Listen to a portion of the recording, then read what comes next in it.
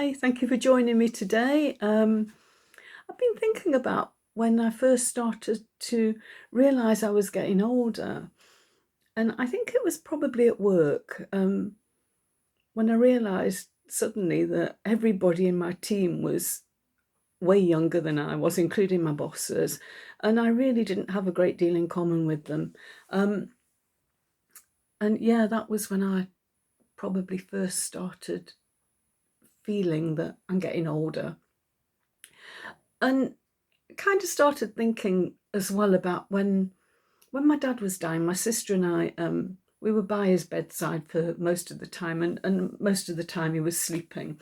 And we decided to kind of or just to write down the kind of things that um, made us realise that we were getting older. And I've just got a list of them here, if I can find it. Yeah, just to refresh my memory.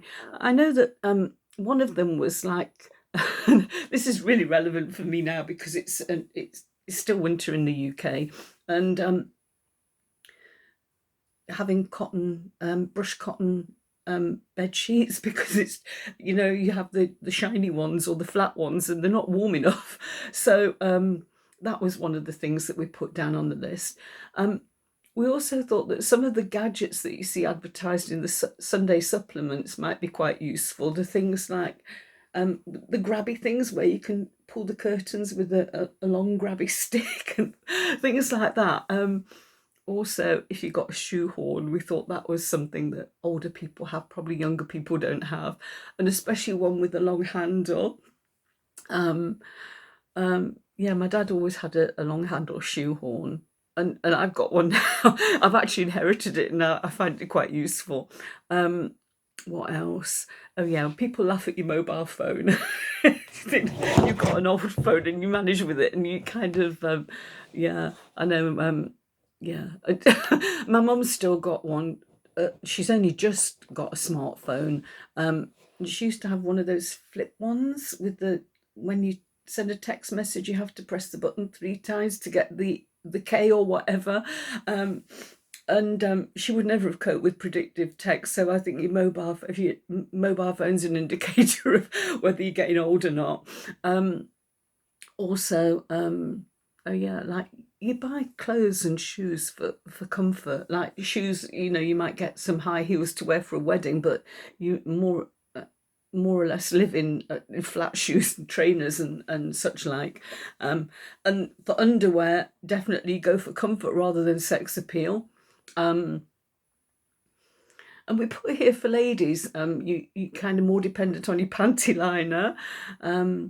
For men, we thought that your eyebrows grow so long you could actually use them as a comb over. What else? Oh yeah, if you're considering booking a coach tour for your next holiday, especially one to up in Scotland, I think that's an indicator that you're getting old. If you can remember things like time before technology, when we didn't have computers in offices, you just that wouldn't happen now. I don't think. Can't imagine an office without a computer.